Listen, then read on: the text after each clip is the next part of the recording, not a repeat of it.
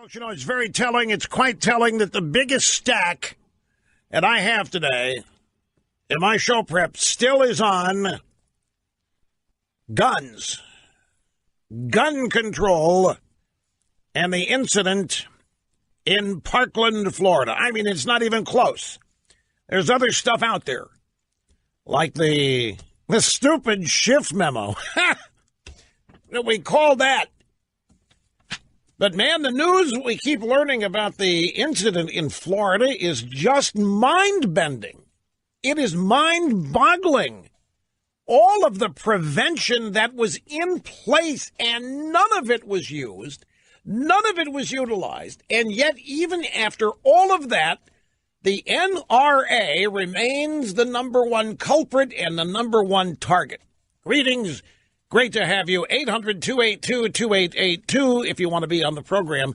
Do you remember, folks, you may not, we had a caller on this program 2 to 3 weeks ago who asked me, for the one place I go to find out the news, where could he go? The caller wanted to know to find unbiased, non-opinion, just straight news.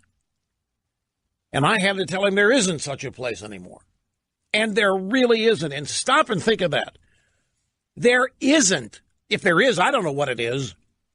I mean, your local newspaper may be it, but I'm talking about national sources out there, national news organizations. There's not a single one that you could recommend to anybody if you want just the news. If all you want to know is what happened.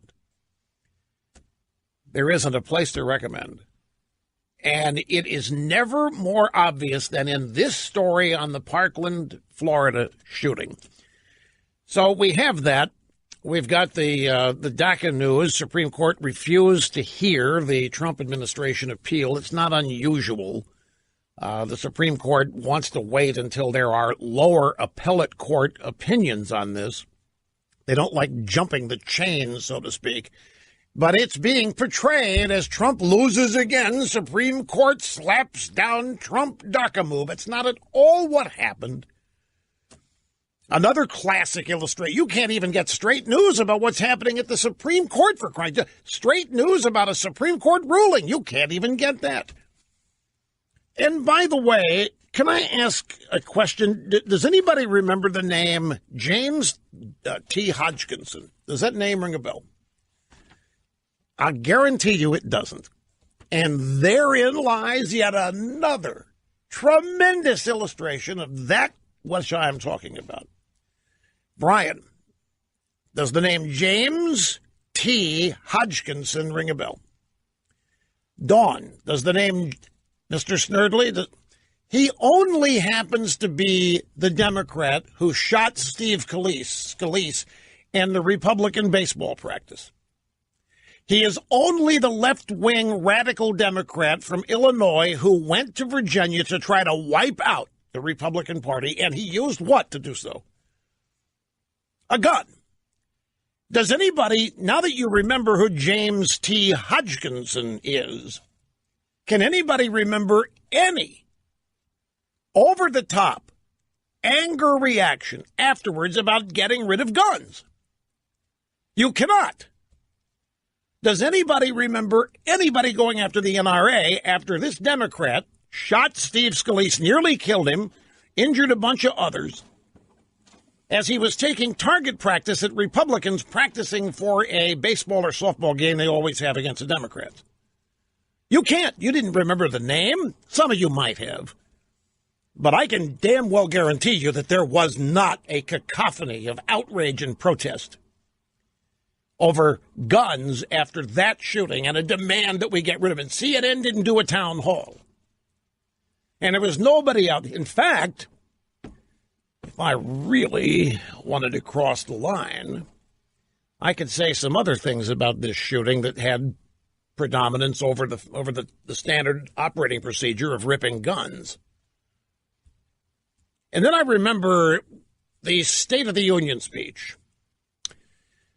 that Trump gave, and Steve Scalise was singled out, and he was there, and he received applause. Does anybody remember the whole House applauding? See, I'm not sure. I certainly hope they did. I'm not sure. But that illustration right there, don't remember who this guy is because he's long since vanished from the news. And then when you do remember who he was, the news that you remember is about him and why he was justified in losing his mind. It was Trump's fault. The man had been a lifelong Democrat. He was a conspiracy theorist, left-wing, loopy fruitcake,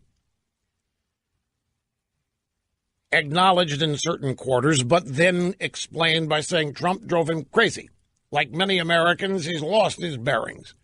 But there wasn't a wholehearted condemnation, and there certainly was not this massive, panicked, anger-filled overreaction about guns. Some people might have wished that he'd gone to better target practice, but there wasn't any upset over guns. Not nearly to the degree that we're getting here. Now, yeah, 17 students killed in the high school, and I don't think anybody died in this guy's shooting, but he was taking target practice at elected officials.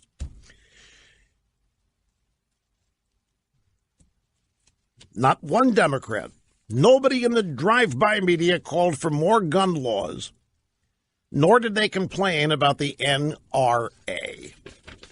So is it a different set of circumstances when leftists are pulling the trigger? I'm just asking. By the way, did you know that James T. Hodgkinson was a volunteer for Bernie Sanders, for Crazy Bernie? The guy that shot Steve Scalise, took aim at other Republicans. Okay, so welcome back. Trump had some remarks to the White House recently. They're replaying them now. Sometimes we have to fight the NRA. He's talking about his big fan of the NRA and how big a fan they are of him. But there's all kinds of people dumping here on the NRA. It was predictable. A lot of it is happening on Facebook and Twitter with bots. A bunch of businesses are being flooded with what are I'm guaranteeing they're fake tweets and fake emails from fake citizens expressing their fake outrage over various companies having an association with the NRA. And these companies are doing what they always do. They're canceling or getting rid of their associations with the NRA because they're being flooded with what they think are genuine complaints from real people. And there's some in there are genuine, but this is another bot campaign that Twitter and Facebook are famous for. But Trump said something here. He said that we need to really beef up our background checks. Well, let me ask a question. Your background checks are only as good as the data. Now, what happens if the Barack Obama administration, working with Eric Holder at the DOJ, what if they have a plan whereby they offer school districts money for, how to phrase this, not reporting criminal activity because of a decree from the administration that we need to change the prison population racial balance. And so certain crimes committed by certain people will not be reported, will not be recorded, arrests will not take place, and the number of those non-arrests will be a factor in how much additional money the school district gets and the local police department gets from the federal government. What if you were to learn that such a system was in place in Broward County, in Miami-Dade?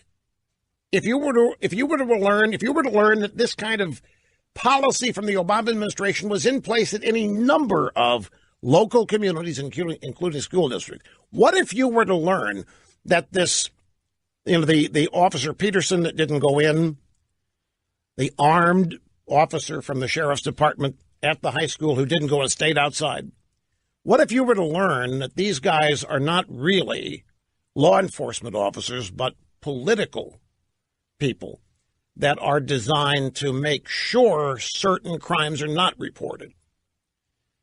that certain crimes are overlooked in order to maintain this balance. If you're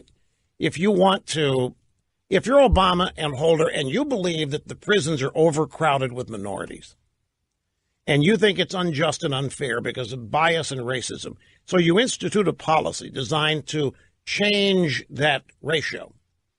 And in order to change the ratio, you ignore certain crimes, you don't report others, there are many fewer arrests. If that's your objective, and it's tied to money, if you do all that, you get additional grant money from the federal government.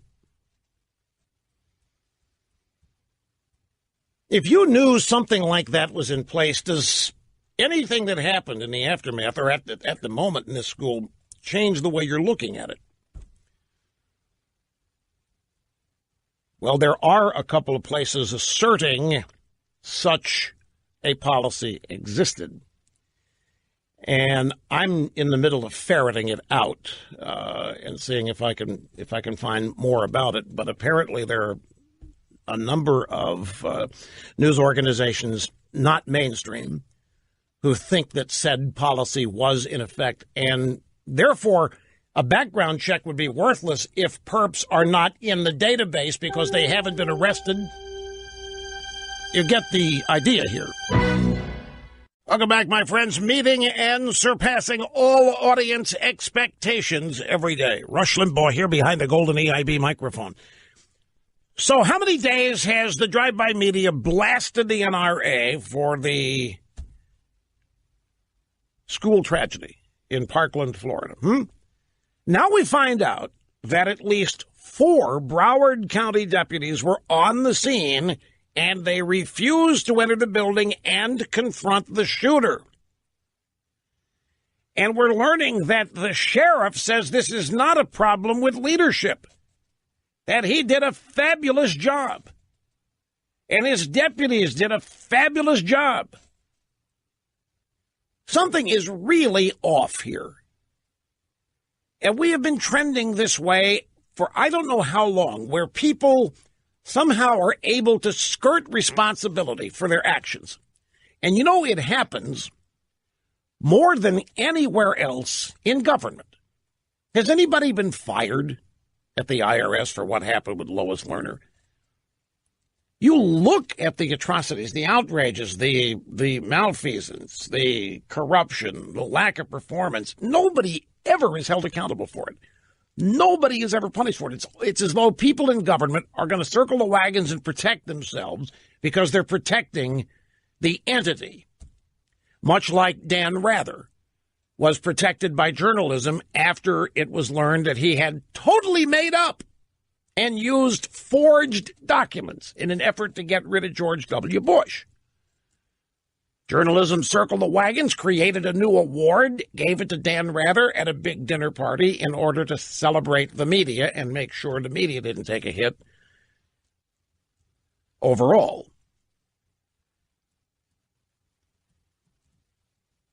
When it was just one deputy, it was different. But if it's true that 4 deputies failed to enter the school, and if it's true that they were hiding behind open doors in their cars, and if it's true that some are saying, look, all I had was a pistol and inside there's an AR-15, no thank you, ma'am. And now you know what the left is doing. The left is saying, see, this disproves the idea that armed people inside the school can stop events like this. It doesn't prove that at all. It proves something entirely different. It proves that there is no policy, that there's incompetence, and that something is really, really wrong here. Something is really, really wrong with all of the telltale signs, with all of the knowledge that law enforcement and others had, that this shooter was going to do what he did. That there were tips called into the FBI and the sheriff's department predicting that he was going to light up the school. It was not a surprise. Nothing was done about it, including after it began. It's just mind-boggling. And there's the sheriff saying he exhibited great leadership in this event, as did his deputies. It almost sounds like there was a stand-down order. But the sheriff's denying that, says there was no stand-down order. He's denying it. 3 more of his deputies did not enter the building. It was also reported over the weekend the Broward Police Department received twice as many warnings over the alleged shooter than previously reported. Sheriff Israel is denying that, too, and it's possible some of these other calls involved other complaints about other people. But nevertheless, there was no reason for this guy not to be on everybody's radar. And in the midst of all of this, what are we getting? We're getting a full-fledged, all-out assault on the NRA. Now, just so I'm understood here, maybe I should better say, just so I'm not misunderstood, I like Wayne LaPierre, and I like the NRA, and I consider them a civil rights group. What do you mean, Limbaugh? Civil rights group? A bunch of gun nuts? Nope. Second Amendment, civil rights. The NRA has done more than anybody to make sure the Second Amendment has not been erased, amended, written out. They're a civil rights organization, and they're one of the largest in America. And they're among they don't spend nearly the amount of money on politics that unions and other special interests do. You would never know that listening to the reporting. Despite all of the obvious dropping of the balls, despite the incompetence, the sheer incompetence at the local level, the NRA remains the focus, which means one thing, that this has been a fully, completely politicized event, and that it lives on as a political event and not an event oriented toward the safety of our children. In any sane world, the people involved in these massive screw-ups would have resigned in shame, would have been fired already, would have been held accountable long ago. But they're not being. And they're not alone. The student at the high school that has become maybe the most visible on TV, his name is David. Is it pronounced Hogue, H-O-G-G? Probably is. It may be Hog. I'm not sure. But he's been one of the most predominant students on television. He's a survivor student at the school. And he said today on TV that he thinks the governor of Florida should be held accountable for the failure of 3 sheriff's deputies to confront the gunman. He said there is raising concern. The news is raising concern in his community. He says the governor is in charge of the sheriff. The governor is in charge of the uniformed officers, and he is blaming the shooting on bureaucracy. He says it's their fault. Now, folks, I know we're not supposed to criticize the kids because the kids are traumatized and they were shot at. And it's not just that. We're supposed to only listen to the kids now. Do you know that? We're not supposed to. The adults have shown that they are useless. We need to start listening to kids. And we certainly are not supposed to criticize them. But would somebody explain to me why you target the governor and exempt everybody else who was on scene, local level? And the answer to that is politics. The governor happens to be a Republican. He's a readily known, readily visible Republican, which makes him a good target. The same student and activist, David Hogg, who I predict is going to be hired by a cable network, maybe even before he graduates. They will find several ways to use young David Hogg. In addition to criticizing the governor, he is criticizing the NRA spokeswoman, Dana Lash, He said she owns these congressmen. She can get them to do things. It's just she doesn't care about these children's lives. Now, we're not supposed to criticize the children, but nothing there is true. She doesn't own any congressman.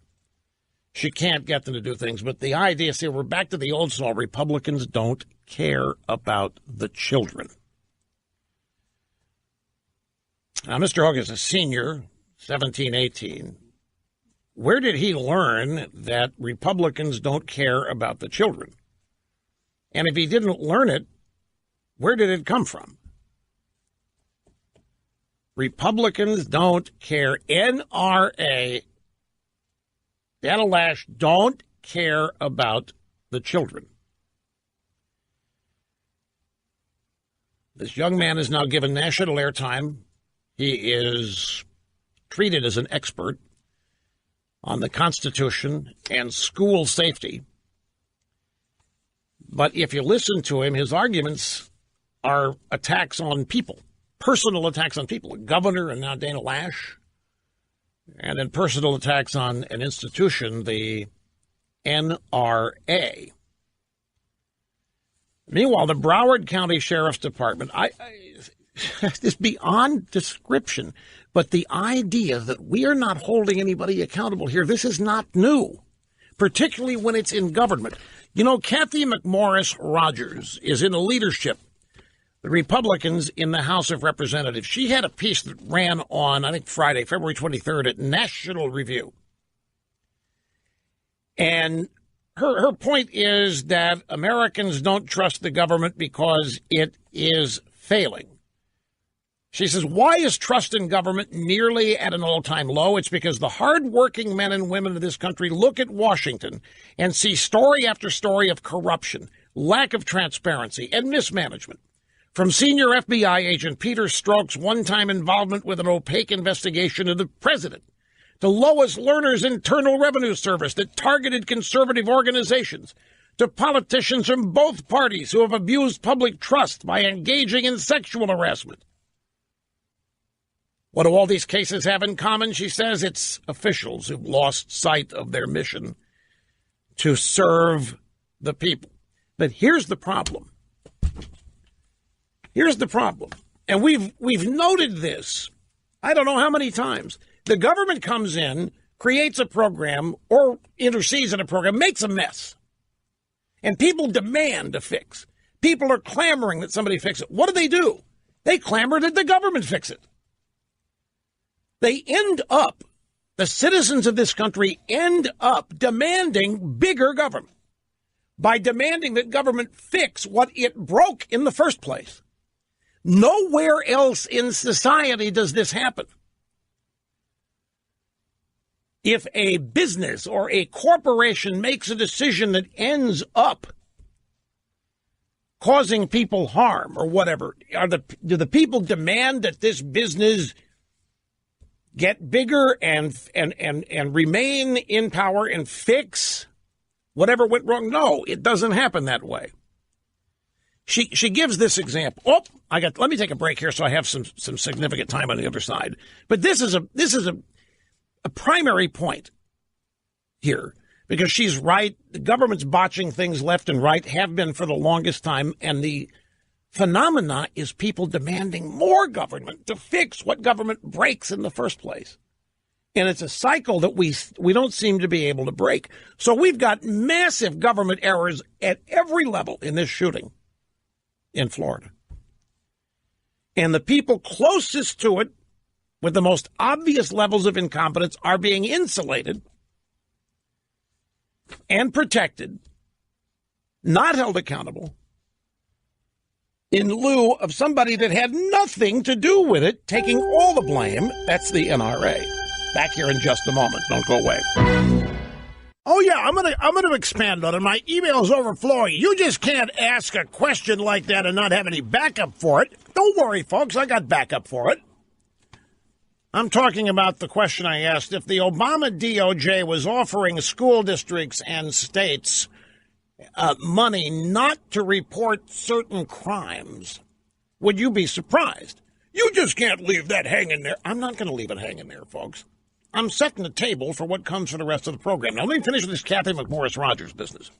I want to go back to her piece. It's a good piece overall. Don't misunderstand it. I like Ms. McMorris-Rodgers, so don't anybody misunderstand anything here. If only 3% of Americans said they trusted a pilot to land a plane, would you board the flight? If only 3% of Americans said they trusted a doctor to write the correct prescription, would you take the pill? Well, some people would, but mostly no. What about if only 3% of Americans trusted a business to keep their credit card information secure? Would you make a purchase from that website? And the answer is, of course, no. But here's the difference. In any of these incidents, if an airline was so bad that only 3% of Americans trusted it, it wouldn't be in business. The government never goes out of business when it screws up. It just gets bigger. And trust in government continues to fall. I mean, if a business told you that there's a 97% chance your credit card data will be hacked, that business wouldn't exist. It would go out of business. There's no way businesses with this low a trust level or that bad a performance rate would ever stay in business. And that means that people, the citizens, are able to find other airlines to fly. They're able to go to other doctors to write prescriptions, or they're able to find other online retailers to join. There are options. And that's what private sector competition does. But there isn't any such competition in the government. There aren't any alternatives. We have to live with what is rotten and untrustworthy. And the way we demand to fix it is for the very people that break things to fix them and not break them again. And this is it's a big problem, because in the midst of all this, people who have no responsibility for whatever has gone wrong end up shouldering all the blame. And guess who joins the crowd to heap all that criticism on it? The very people who made the mistakes in the first place. This sheriff was on that CNN debacle. And what was he doing? Blaming the NRA. And he's out there blaming guns in general, blaming the NRA. And we find out that this guy had a deputy that did not go inside when he heard the shooting start, and that the sheriff is now praising that guy. Well, at first he did. That guy's now since resigned in disgrace and so forth. And the sheriff is claiming that he has exhibited great leadership, and he doesn't think he did anything wrong. So the very people involved in, let's be charitable, making mistakes, if they're in government, they get to offload it and blame it on somebody else. And then here comes the Democrat Party creating their boycotts and wreaking total hell and havoc on places and people in the private sector got nothing to do with what went wrong. And then they coordinate victims going on TV, joining that same movement, insulating and protecting the very people who screwed up in the first place, who end up never being held accountable, or very rarely. It's a cycle that has to stop.